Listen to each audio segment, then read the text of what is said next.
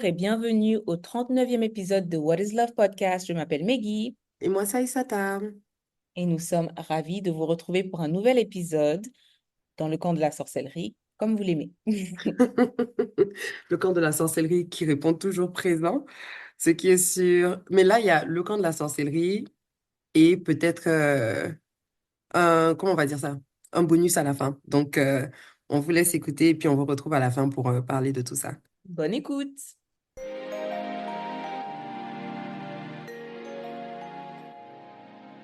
Alors, pour commencer mon histoire, je peux dire que j'étais de ces personnes-là qui pensaient que je ne pourrais jamais avoir de gourmand parce que je suis quelqu'un, j'arrive vraiment à contrôler mes émotions et c'est la tête qui lead avant le cœur. J'en fais un point d'honneur, même si je sais que c'est pas ce qui devrait vraiment se passer, mais je pensais que le gourmand, ça serait pas pour moi et que j'étais plus forte que ça.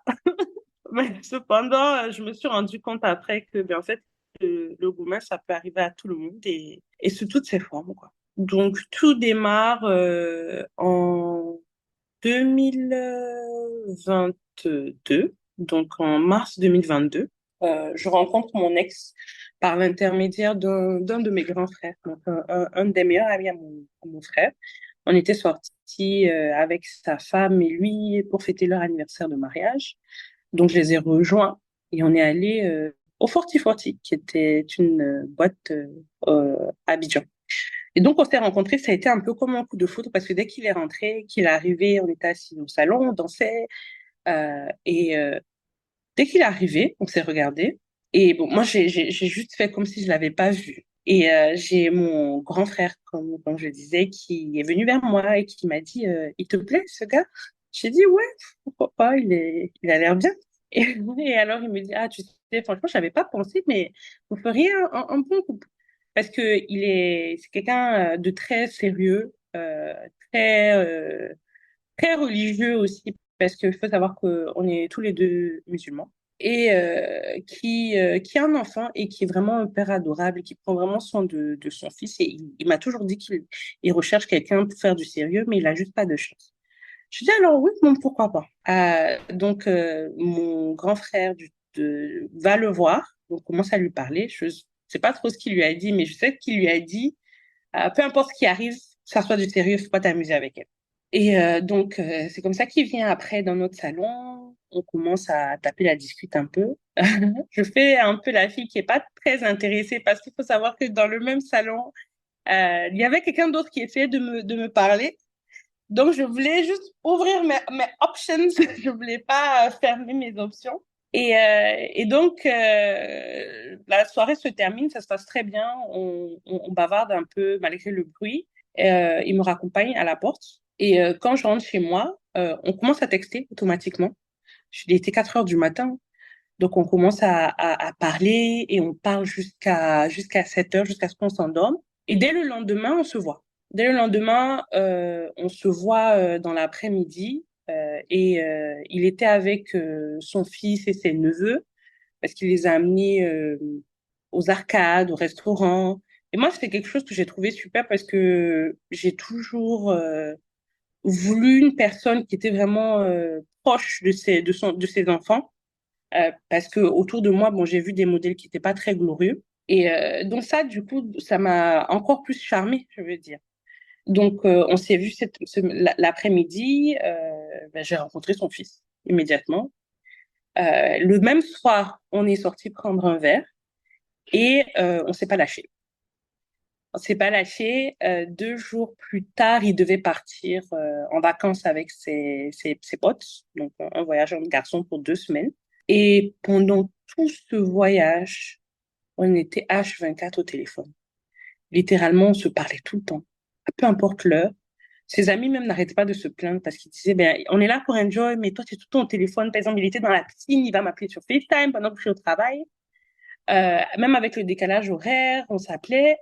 Euh, et au début, je voyais ça comme quelque chose de très mignon, mais par exemple, il allait me réveiller à 2 heures du matin parce qu'il voulait entendre le son de ma voix, par exemple. Et en rétrospective, c'est pas trop une bonne chose. Mais bon, quand on est fan là, on voit pas ça comme ça. On voit ça comme, oh mon Dieu, il est trop mignon, il veut m'entendre, il est fin, quoi. Donc, du coup, c'était ça. Au bout de 45 minutes, 40 minutes, si je répondais pas, c'était, qu'est-ce qu'il y a? T'es fâché? Est-ce qu'il y a un problème? Pour moi, c'était de l'attention que j'avais pas reçue dans le passé. Et c'était un peu ma première vraie relation adulte, parce que je suis restée très longtemps célibataire après l'université. Donc, pour moi, c'était quelque chose de beau. Donc, 2 semaines plus tard, il rentre de voyage et automatiquement, on se met en fait comme à vivre ensemble parce qu'il passe toute la semaine chez moi et moi tout le week-end chez lui. H24 pendant un mois. Et c'est quelque chose de magnifique. Parce que, comme je le disais, c'est la première relation vraiment d'adulte. Et c'est une relation qui m'a rapprochée de Dieu parce que il me réveillait même pour que je fasse mes prières. Donc, il me rappelait mes prières. Par exemple, il m'appelait, ah, tu es rentré, ben, j'arrive. Donc, c'était vraiment, on était en train de bâtir un peu une vie ensemble. Et c'est fait très, très rapidement, au bout d'un mois. Et donc, on a vécu ça pendant un mois et c'était vraiment idyllique jusqu'à ce que les choses commencent à se gâter un peu.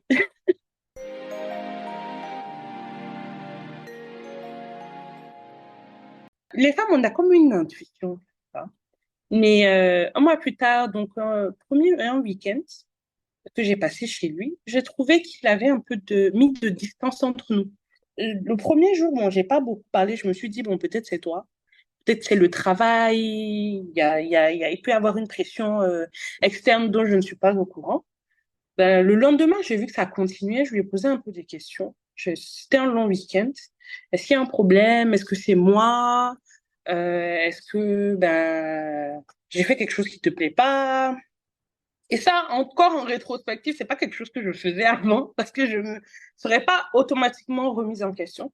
Et donc, c'est là qu'il me dit, non, mais t'inquiète, y a rien, je sais pas pourquoi tu psychotes, franchement, c'est juste que j'ai beaucoup de pression au travail en ce moment et tout. J'ai dit, ok, ben, si c'est ça, pas de souci. On reprend, la semaine débute comme si de rien n'était. Et 2 semaines plus tard, on reçoit une mauvaise nouvelle. Donc, sa mère fait un AVC. Et c'est quelqu'un qui est très, très proche de sa mère. Donc, ça l'a vraiment affecté. Et j'ai essayé vraiment d'être là pour lui dans cette épreuve-là. Quand il était à l'hôpital, c'est tombé aussi sur une période où moi, côté boulot, j'avais beaucoup, beaucoup de travail parce que j'organisais un séminaire avec des collègues qui venaient de l'étranger, dont ma N+2, un autre séminaire pour mes collègues. J'organisais beaucoup d'événements. Mais malgré ça, quand je quittais le travail, même si c'était à 21h, je commandais à manger pour apporter à manger pour par exemple, ses sœurs et lui, parce que je sais qu'il serait à l'hôpital jusqu'à pas d'heure. Et bon, vu que la maman suivait un régime spécial, elle ne pouvait pas manger de la nourriture externe. Donc, je leur apportais tout le temps à manger. J'allais rester un peu à l'extérieur de l'hôpital pour lui tenir compagnie. Et je faisais vraiment de mon mieux. Quelques jours plus tard, heureusement, la maman est sortie de l'hôpital. Et quand elle est sortie, je lui ai demandé, est-ce que je peux passer peut-être à la maison? Il m'a dit, non, tu sais, je préfère pas parce que il y a beaucoup de bavardage en ce moment. Mes soeurs sont toutes là, mes tantes. Il n'y a pas une entente cordiale à la maison, donc je préfère que tu laisses et puis on se verra chez toi ou bien chez moi. Ok. Donc, dans le moment, sort de l'hôpital. Et là, je commence à remarquer qu'il s'éloigne de moi. Faut savoir qu'on vit à peut-être vivait à 15 minutes l'un de l'autre. Et il passait très souvent devant ma porte, des fois pour se rendre chez lui. Et là, je ne le vois pas pendant 2 semaines, presque. C'est pas faute de l'appeler. Je lui demande même, est-ce que vous voulez que je vous fasse des courses? Que je vienne vous déposer des choses? Est-ce que tu as besoin de quelque chose? Non, t'inquiète, tout va bien et autres. Mais je voulais pas forcer aussi la chose dans le sens où il m'a dit, ne viens pas. Donc, je ne vais pas juste me lever et venir. Parce que les dynamiques familiales sont différentes. À savoir que j'avais rencontré sa mère et ses sœurs à son anniversaire quelques semaines plus tôt. Et bon, la réception avait été un peu froide. Mais d'après lui, c'était pas à cause de moi, c'était un peu à cause de lui et de son passé. comme je voulais pas forcer le issue, on a continué comme ça. Et 2 semaines plus tard, je lui ai demandé, bon, est-ce qu'il y a un problème? Donc, je lui ai dit, ah, j'aimerais bien te voir parce que ça fait 2 semaines qu'on s'est pas vu. Donc, on est sorti, on est allé s'asseoir dans un restaurant. Et donc, je lui ai demandé, est-ce qu'il y a un problème? Parce que bon, je sais que tu passes par une période difficile, que ce soit côté boulot et aussi côté familial. Mais est-ce que nous aussi, on a un problème? Parce que pour moi, généralement, en tout cas, la façon dont moi, j'agis quand je passe par une période difficile, c'est que je me repose beaucoup sur mes proches. Et ça peut ne pas être le cas pour toi, mais bon, on est dans une relation où on apprend à se connaître. Et ben, il faut que j'apprenne à te connaître pour pouvoir t'aider. Et là, il me dit non, mais c'est pas ça, ça n'a rien à voir avec toi. C'est vraiment que ben ça va pas avec ma maman en ce moment et moi je l'ai jamais vue dans une situation comme ça. Donc ça me pèse. Je lui dis OK. Il me dit mais t'inquiète, tu peux venir à la maison ce soir. Je lui dis OK. Et ça tombait, c'était un jour férié le lendemain, c'était un jeudi férié, le lendemain vendredi, il y avait travail. Je lui dis bon, c'est pas grave, de toute façon j'irai. Et puis vendredi, ben, de là-bas, j'irai au travail.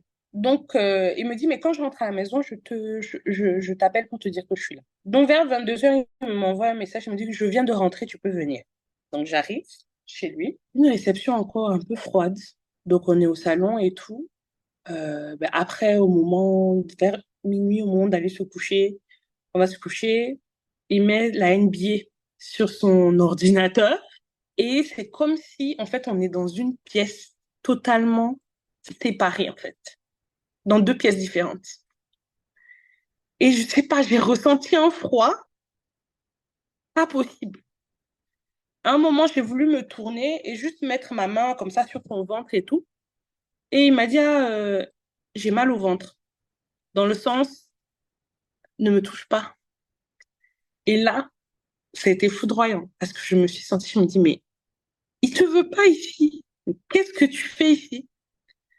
Donc, je me suis retournée, j'ai mis dos et j'ai littéralement pleuré en silence. Et à un moment, je l'entends me dire, mais qu'est-ce qui se passe? Pourquoi tu dors pas? Parce qu'il a regardé son match de NBA jusqu'à 2 heures du matin, 3 heures du matin avec le décalage horaire. Moi aussi, j'arrivais pas à dormir du coup. Je dis, non, non, il n'y a rien. À 6 heures du matin, 6 heures moins, en fait, j'avais pas dormi. Je me suis levée, j'ai pris ma douche, j'ai pris mes affaires et je suis partie. Je suis partie. Parce que je me suis dit, mais tu deviens un cliché. Il faut savoir que moi, dans ma famille, je viens d'une très grande famille, côté maternel, comme côté paternel, très grande. Par exemple, mes cousins, on est plus d'une soixantaine, côté maman, et je suis dans les plus jeunes. Donc, mes cousins et cousines, il y en a beaucoup qui sont mariés depuis des années et qui ont, par exemple, eu plusieurs problèmes de couple et autres. Et donc, en fait, j'ai tellement entendu d'histoires que j'ai vécu ces histoires-là par procuration, je dirais. Et donc, je me suis dit, mais que tu sais là, tu viens te mettre dans une histoire comme ça encore. J'ai pris mes affaires, je suis partie. Et quand je suis partie vers 7 heures, il m'envoie un message, ah, mais tu m'as pas réveillée avant de partir. J'ai dit, non, non, j'étais pressée. Il n'a pas essayé de me voir après ça.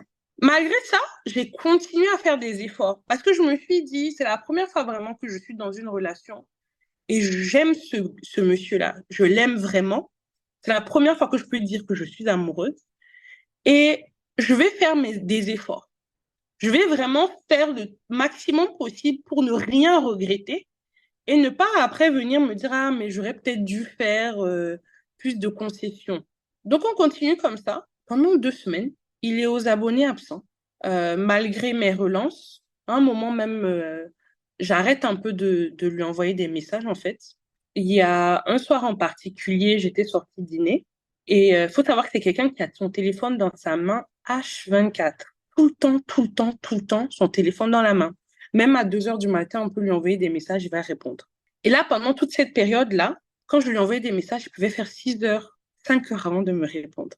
Alors que je savais pertinemment que il avait son téléphone en main. Et je me suis dit encore une fois, bon, tu sais pas, en fait, les gens ont des manières de dealer avec les choses, des émotions différentes. Donc, peut-être la maladie de sa maman l'affecte d'une façon que tu peux pas comprendre. Un soir, je revenais du restaurant et j'ai eu une panne un voyant qui s'est allumé sur ma voiture et la voiture avait des difficultés à s'allumer. J'étais en zone 4 et il était peut-être 22 heures. Et mon premier instinct, c'est de l'appeler lui pour qu'il m'aide.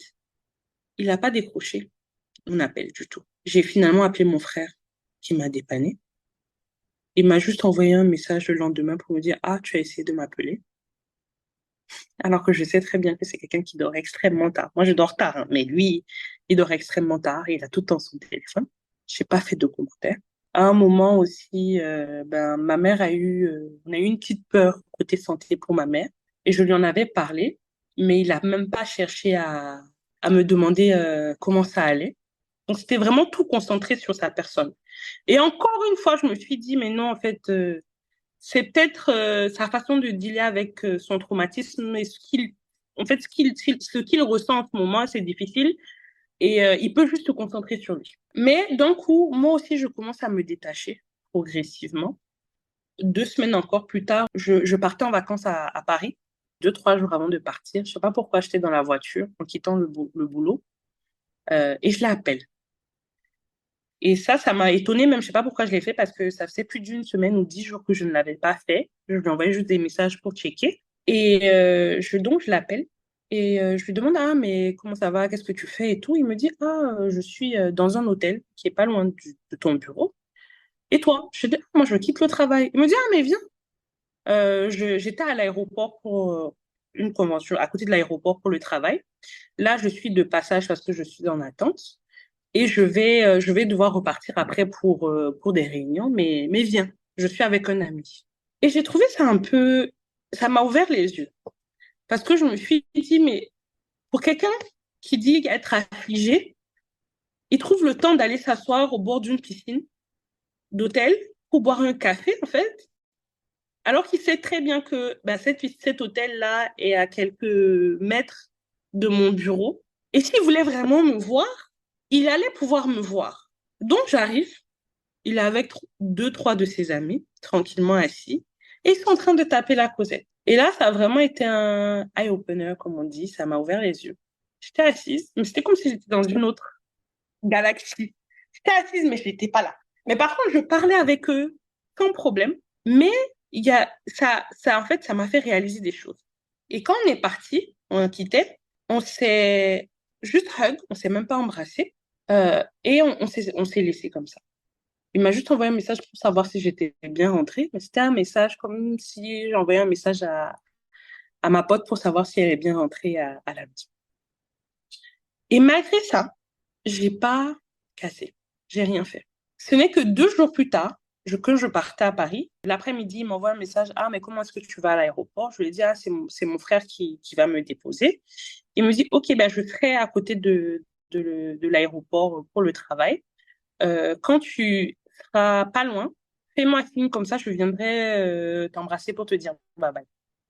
Je dis OK. Et moi, bien sûr, tu sais, ça me réchauffe un peu le cœur. J'ai dit, il n'y a pas de souci. Donc, arrivé aux alentours de l'aéroport, je lui envoie un message. Et j'essaie de l'appeler. Il ne décroche pas sur WhatsApp. Mon frère me dépose. J'arrive, j'attends avant même de rentrer dans la salle pour le check-in des bagages. J'essaie de l'appeler encore une fois, il ne décroche pas.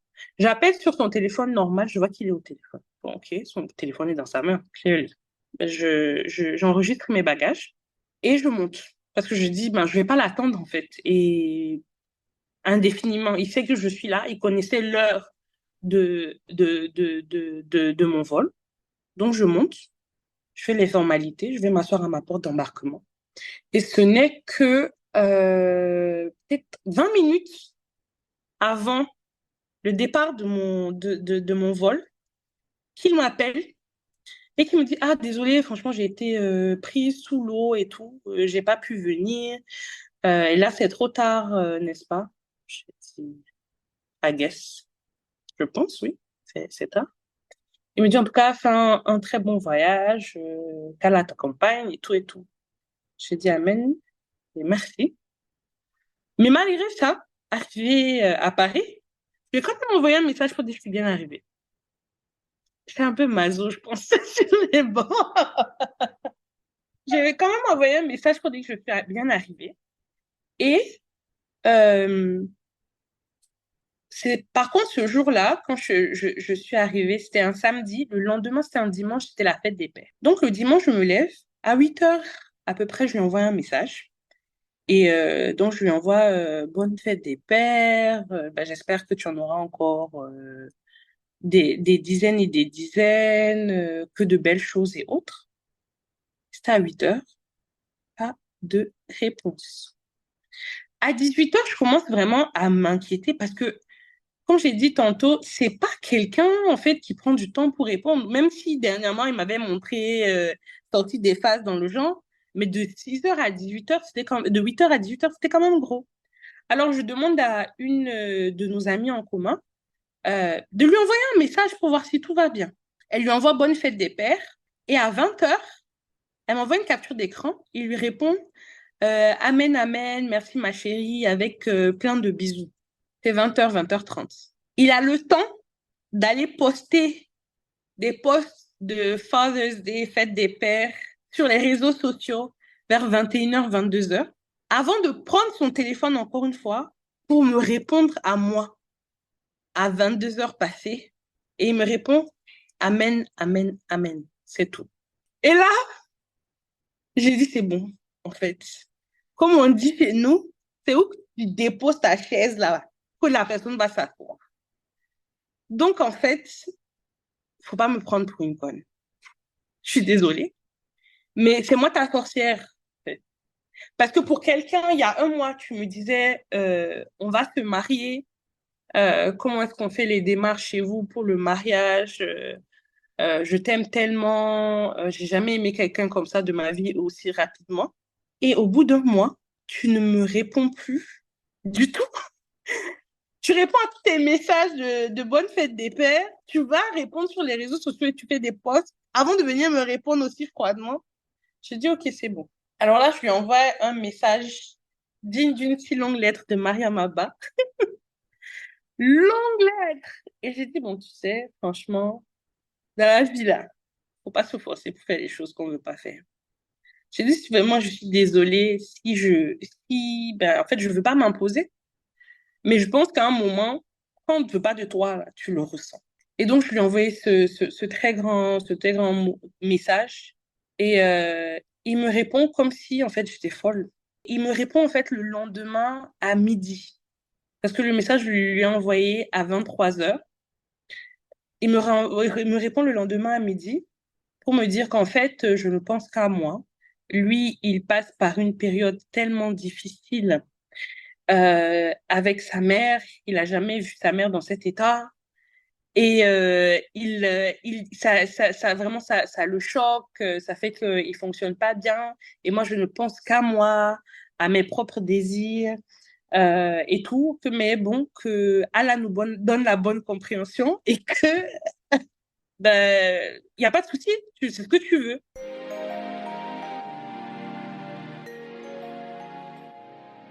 Donc, moi, je lui ai franchement souhaité bonne chance. Parce que même là, pour me répondre, il a mis presque 12 heures encore de temps. Donc, entre 23 heures et midi. Donc, je lui ai répondu, je lui ai dit, franchement, pas de souci. Vraiment, je te souhaite de te sentir mieux. Mais par contre, il faudrait travailler sur la maturité émotionnelle parce que c'est un vrai problème. Mais moi, franchement, je te souhaite pas du mal et je veux terminer cette relation-là sur une... On peut rester amis, en fait. On peut devenir amis. Ça doit pas être de la bagarre ou de l'animosité parce qu'à la fin de la journée, ben, on côtoie des personnes, les mêmes personnes. Même si on n'est pas forcément dans le même cercle, on est appelé à se voir en ville. Et moi, je ne crois pas en vraiment rester fâché. Alors là, encore une fois, il m'a répondu 12 heures plus tard pour me dire que c'était comme je voulais. Et j'ai plus du tout répondu. Il faut savoir que la relation s'est terminée ainsi, même si on s'est vu après parce que du coup, j'avais oublié des montres chez lui, des montres de valeur qui avaient beaucoup de valeur sentimentale. J'ai essayé de récupérer ces montres-là pendant plus d'un mois. Et c'est là que j'ai vu encore une fois que j'étais en fait validée parce que il était pas il était bien plus âgé que moi, hein, à peu près 8 ans de plus, mais d'une maturité émotionnelle qui, en fait, qui est d'un âge vraiment, d'un adolescent, en fait, des fois. Parce qu'il m'a tourné en rond. J'ai dit, je lui ai même proposé de venir chercher les montres moi-même chez lui. Il m'a dit non, je vais te les déposer. Après, il me dit, ok, tu peux passer les chercher. Quand je voulais passer les chercher, il me disait non, je suis de l'autre côté de la ville, je suis pas à la maison. J'ai même voulu faire intervenir, par exemple, la personne qui nous a présenté. Mais il est venu, il m'a rendu les montres. Donc, quand il est venu, il m'a envoyé un message, je suis dans ta rue. Donc, je suis descendue. Il est arrivé, il a baissé la vitre de sa voiture, il m'a tendu les montres comme ça, et il est parti. Et là, vraiment, c'était OK pour moi. C'était dur, je vais pas mentir, hein, parce que malgré tout ça, j'ai vraiment un peu galéré pendant un mois parce que je pensais à lui tout le temps parce qu'on est passé d'être ensemble H24 parce qu'on vivait ensemble en vrai et on se parlait tout le temps au téléphone, sur FaceTime, par message, à ne plus se parler et un peu à me faire sentir comme si euh, j'étais, euh, j'avais un problème, comme si c'était moi le souci. Et je peux le dire, j'ai perdu 7 kilos en 2 semaines. 7 kilos en 2 semaines, c'est ça qu'on appelle le gourmet. C'est ça qu'on appelle le gourmet parce que 7 kilos en 2 semaines, je ne m'alimentais plus vraiment et je vomissais. Je vomissais tellement et je pensais que c'était des problèmes gastriques parce que j'avais eu quelques problèmes dans le passé. Mais non, c'était juste qu'en fait, je n'allais pas bien émotionnellement et ça s'est répercuté sur ma santé et physiquement. Donc voilà comment on a clôturé ce chapitre-là. Mais par contre, je veux dire que cette relation m'a préparée en fait, à pouvoir recevoir le vrai amour, ce que j'appellerais le vrai amour, parce que je pensais être amoureuse, et je peux le dire, j'étais amoureuse, mais je me dis que tout amour n'est pas forcément bon aussi, parce que c'était une relation toxique. Le fait qu'on était tout le temps ensemble ou qu'il me réveillait à pas d'heure juste pour entendre le son de ma voix, sachant que moi j'allais au travail le lendemain et lui faisait du télétravail, donc il allait dormir. Il y avait plein de petits hints comme ça que j'avais pas pris en considération parce que c'était beau avant. Et là, ça m'a vraiment permis de découvrir ce que je voulais et ce que je ne voulais pas. Parce qu'il faut savoir que mon ex était vraiment, pour moi, il cochait toutes les cases. Comme les femmes, on aime bien avoir une liste de ce qu'on veut, de ce qu'on recherche chez notre partenaire. Et pour moi, il couchait les cases, que ce soit la case sociale, tout ce qui est social, ethnique, religieux, même sa prestance, c'était un tout pour moi.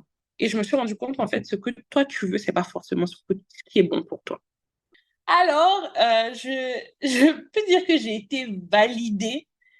J'ai bien fait de partir. Pourquoi? Ben, je me suis rendu compte, ben, j'ai appris quelques mois plus tard qu'il attendait un bébé. Donc, il a eu un bébé quelques mois après notre rupture. Et ben, en fait, je veux pas. Peut-être que je suis pas dans le vrai ici, mais si mes calculs sont bons, cet enfant a été conçu pendant notre relation. Et vraiment, je pense que si on avait été ensemble, ça, c'est une information qui m'aurait peut-être détruite. Parce que en fait, je n'arrive pas à penser, même en rétrospective. C'est difficile pour moi de penser la façon dont on était tout le temps ensemble. Et comment est-ce qu'il a fait pour avoir une relation pendant cette période? Ouais. Donc voilà, il a eu un enfant. Mais je lui souhaite tout le bonheur du monde.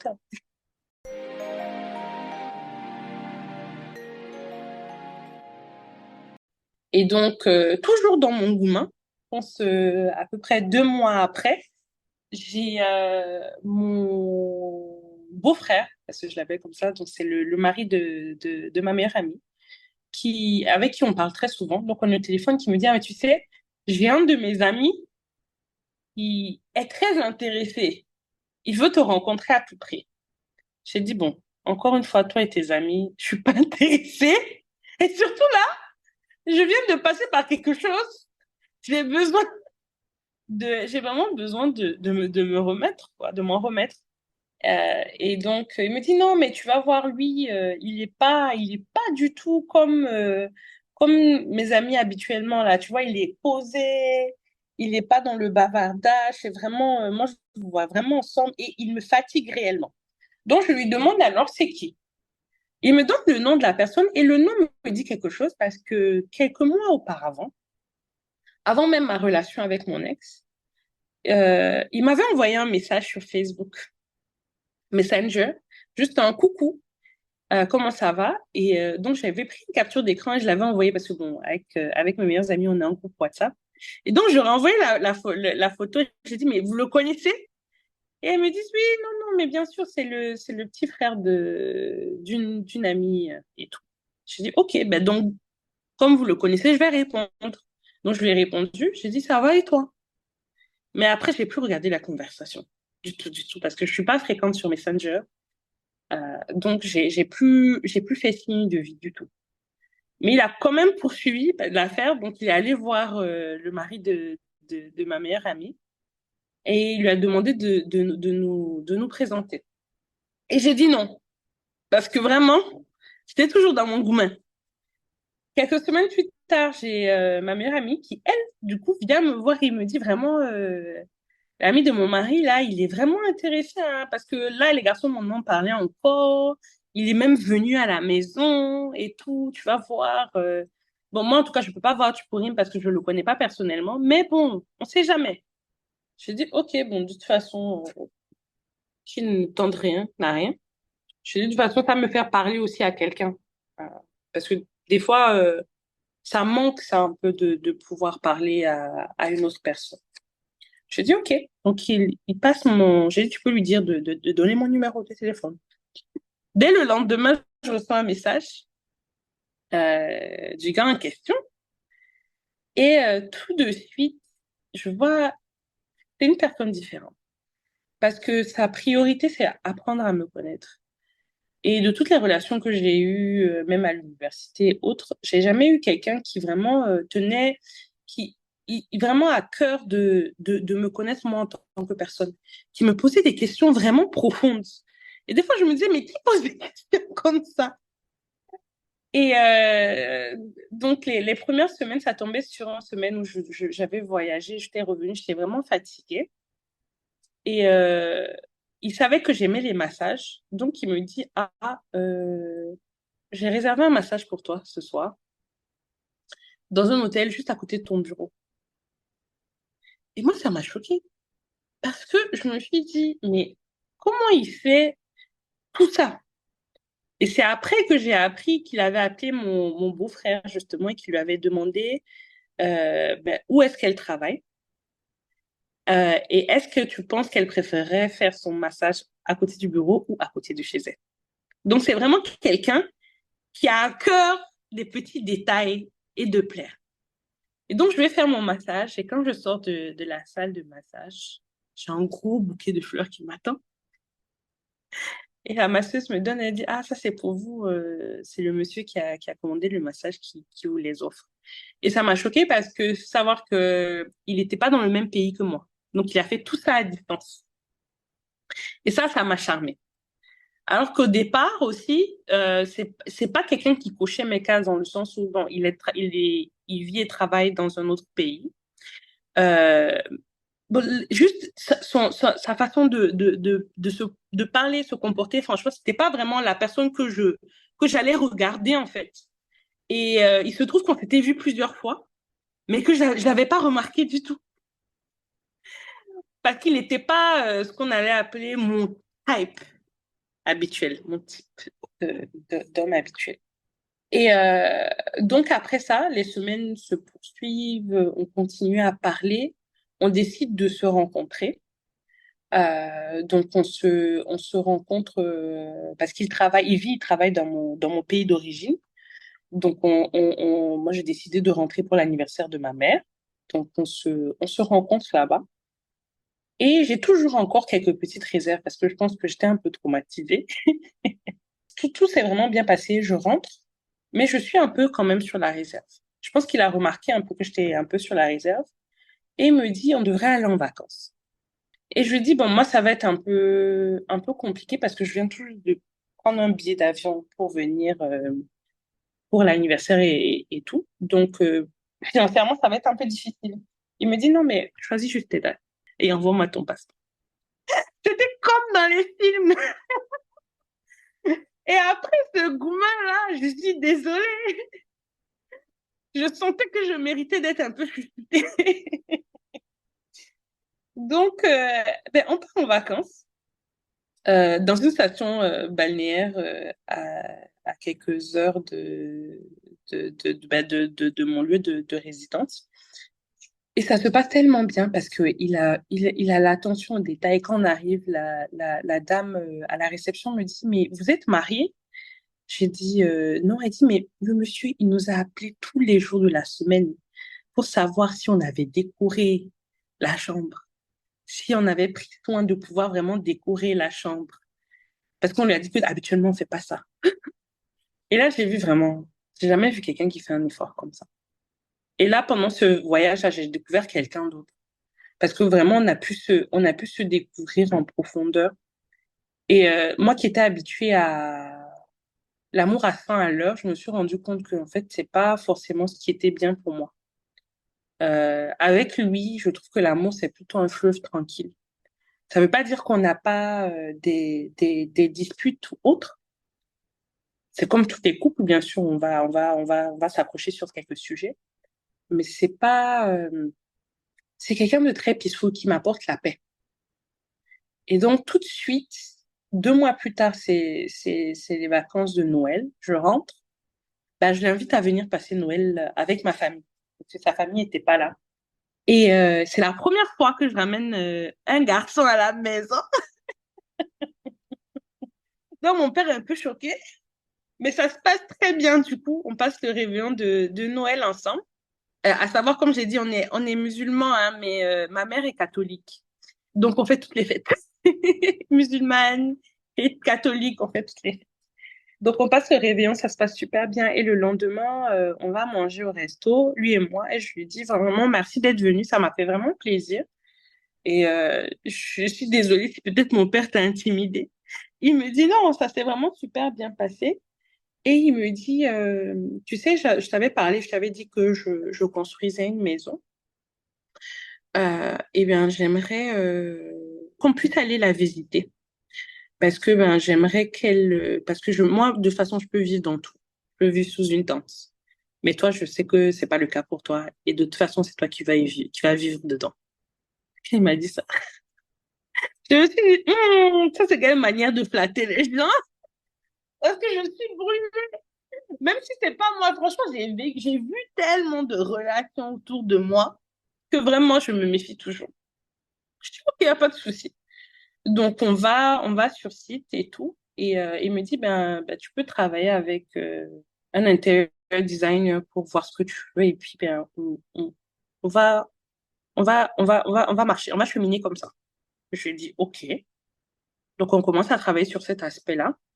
Et quelques mois plus tard, on a mon anniversaire, donc mes 30 ans.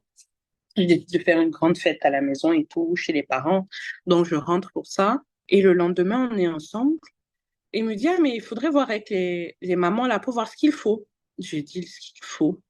Il me dit, oui, mais tu sais, toutes les histoires de dot, de cola. J'ai dit, attends, attends.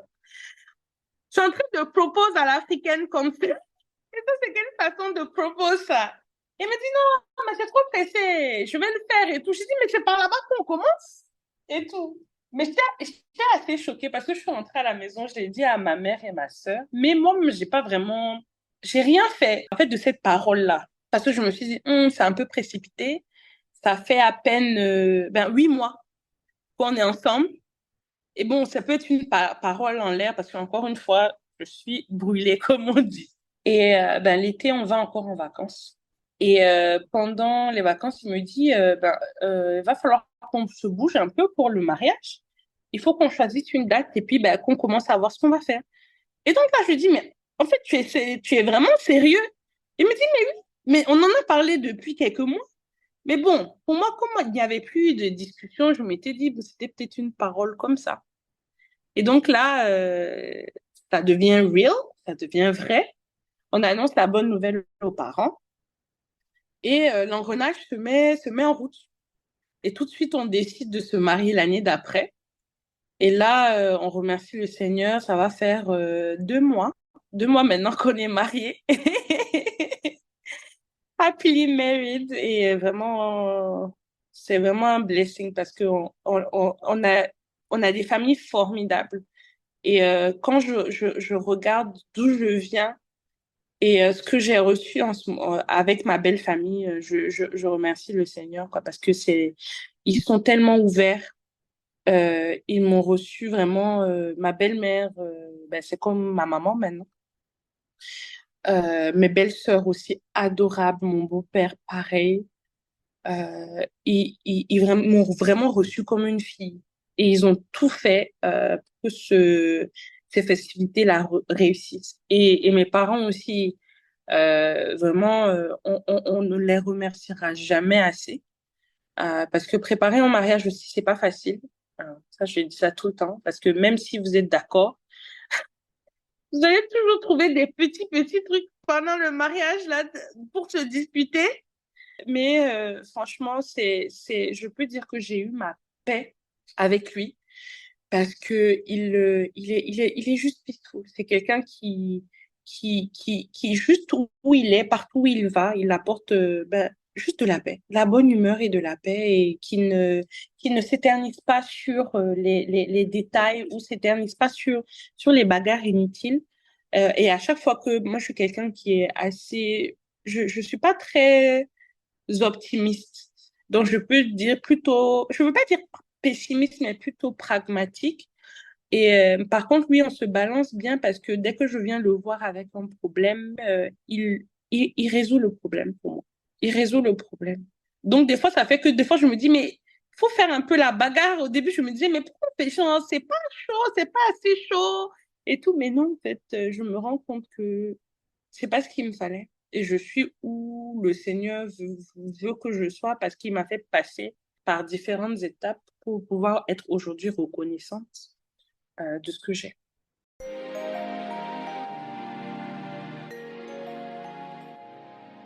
En rétrospective, pour moi, l'amour se résume en ce passage de la Bible qui dit que l'amour est patient, il est bon, il n'est pas envieux, il ne se vante pas et il n'est pas orgueilleux.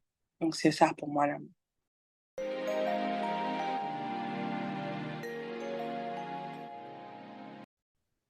Bon, maintenant qu'on a écouté l'histoire, moi, je veux revenir sur quelque chose qu'on a brièvement mentionné l'épisode dernier, Meggy et moi. C'est le fait qu'en vrai, il y a beaucoup d'hommes, parce que pour ne pas dire tous les hommes, quand on commence à faire la généralisation, là, ils n'aiment pas ça. Il y a beaucoup d'hommes qui sont extrêmement lâches. Ah, ça, Que j'ai elle a... écouté l'histoire de cette dame et tout au long du truc, quand les choses se passaient avec son gourmet, là, la personne qui lui a donné le gourmet, je me disais, mais il y a quelque chose qui ne dit pas, il y a quelque chose qui ne dit pas. Il n'a pas juste des problèmes au boulot ou il n'est pas juste affligé par la maladie de sa mère. Il y a vraiment quelque chose et je me demande ce que c'est. Et quand j'ai appris plus tard que c'était juste une question d'enfant, je me dis, mais quoi? Genre, je sais que c'est pas une discussion facile à avoir, mais pourquoi faire comme si franchement c'était quelque chose de beaucoup plus grave que ça, quoi? Juste dis, admets, et puis on passe à autre chose, on va te larguer et passer à autre chose. Mais justement, c'est parce que c'est très grave et qu'il se faisait passer pour le mec parfait, en fait. C'est ça le souci. Et en fait, c'est encore plus dégoûtant de faire ça et de dire oui, c'est ma maman et tout. Genre, tu as tout mis sur le dos de ta mère, en fait. C'est sa maladie. Toi, c'est ça. Alors que tu es en train de faire autre chose dans Mm. la street. Et j'ai l'impression que c'est un pattern, je sais pas s'il se donne le mot, mais ça me fait penser à il y a 2 ou 3 épisodes quand on a reçu la dame qui avait réellement le vrai camp de la sorcellerie, là où il y avait des affaires Mhm. de sorcellerie, se laver avec le sel, etc. Elle aussi, son partenaire, quand il avait su qu'il avait mis quelqu'un d'autre enceinte, il avait fait la même chose. Il s'est Ouais, ouais, éloigné, effectivement. distant, il a trouvé une autre excuse. Il a fallu vraiment qu'elle pousse avant qu'il donne la réponse. Et je me demande pourquoi autant de lâcheté, en fait? C'est quoi? C'est quelque chose qui est biologique? Je sais pas. C'est sûr que c'est le genre de choses qui vont sortir, quoi. Tu peux pas cacher un enfant. On le Mais saura. alors, je te jure, c'est incroyable. Donc, Et pour l'autre histoire, franchement, waouh. Félicitations à notre invité. Longue vie à leur couple. mhm, Quelque chose qu'on dit souvent, et j'y crois fortement, quand quelqu'un est clair avec ses intentions, quand quelqu'un sait ce qu'il veut, en fait, il passe pas par mille chemins, en fait. Il te prouve en même temps ses intentions. Voilà. vraiment. Peu importe le contexte, distance ou pas distance ou... J'écoutais les actes que son époux a Mhm. posés dans les débuts. Et puis, j'ai dit, en fait, non, ça rappelle qu'il y a les vrais gars dans le dehors. Ah, C'est toutes ça, les il y a go les qui vrais gars. doutent avec des gars qui font façon, là. Quand vous écouterez ça, là, rappelez-vous qu'il y a les vrais gars dans le dehors. S'il veut, il peut. Mais j'ai envie de te dire, euh, il y a des gars, ce sont des Yugos. Il y a des gars, ce sont des Yugos certifiés.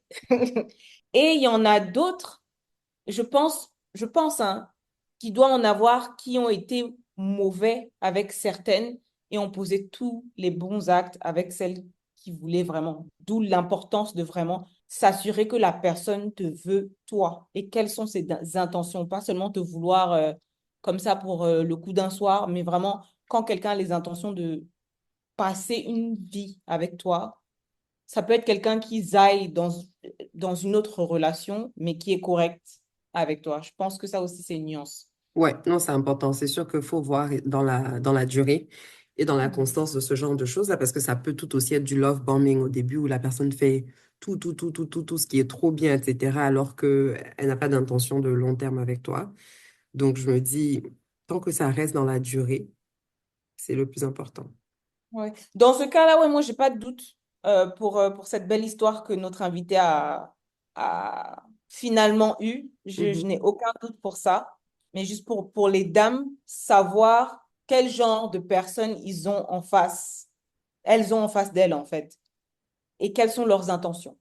Oui, parce que après, Je tu pense vois, que c'est l'intention qui fait changer le cas, qui peut faire changer le comportement de quelqu'un, quoi. mais comment dire ça? Comment est-ce que tu peux savoir ça dans les débuts? Parce que tu n'as que ce que la personne te dit. Après, c'est vrai, il y a les actions. Tu peux comparer les actions avec ce que la personne te dit. Mais j'ai l'impression que c'est pas évident à... Je pense que tu finis toujours par savoir. On sait toujours. Je regarde dans mon passé, je me dis qu'il y a des fois où il y a toujours un instinct, il y a toujours quelque chose, il y a toujours une incohérence entre les actes, euh, les actes et les paroles. Et ça peut en dire long. C'est vrai, Que l'intention de cette personne, c'est juste pas d'être là pour toi à long terme, quoi. c'est vrai. Et après, je pense que ça emmène, quand je repense à ce que tu disais aussi, ça emmène la nuance que, bah, du coup, le passé de quelqu'un ne définit pas forcément comment la personne va être avec toi. Parce que, comme tu disais, même si la personne a fait du sale dehors, s'il a décidé aujourd'hui qu'il veut se ranger avec toi, Ah, ça, il peut, je n'ai pas dit va, parce que bon, tout le monde ne change pas vraiment comme ça, mais il peut être très correct avec toi, même s'il a fait beaucoup de mal là-bas dans le dehors. ça, effectivement. En tout Mais cas, tout ça pour dire que rien n'est garanti. rien n'est garanti parce qu'il peut aussi être aussi mauvais avec toi qu'il a été dans le dehors. Donc, priez son mot. Et je pense qu'il y avait beaucoup de ça avec notre invité. Il y avait de la prière, il y avait il y avait Dieu dedans et de la bienveillance. C'est ça. En tout cas, Ouais. ça fait du bien d'avoir des histoires qui finissent bien. Ça, ça. J'espère que vous aurez aimé cette écoute. Et puis, on vous dit à la prochaine. On vous dit à la prochaine. Et d'ailleurs, rapidement, on vous dit aussi merci de venir vers nous de plus en plus avec vos histoires. On vous encourage à continuer. Écrivez-nous sur les réseaux sociaux, envoyez-nous des mails. Notre adresse mail est dans la description de l'épisode parce que ça fait plaisir de voir que que vous êtes prêts à partager vos histoires et c'est un plaisir pour nous de vous servir de plateforme. Donc, venez nombreux. En tout cas, bisous, bisous. À la prochaine. Ok. Nous espérons que vous avez apprécié l'écoute de cet épisode.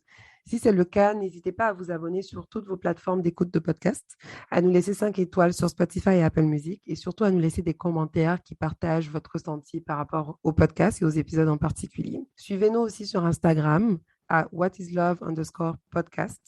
Et si vous avez une histoire à raconter ou à partager, ou si vous pensez que vous avez quelqu'un dans votre entourage dont l'histoire mérite d'être partagée, envoyez-nous un email à whatislovepod@gmail.com ou écrivez-nous tout simplement sur Instagram. Merci.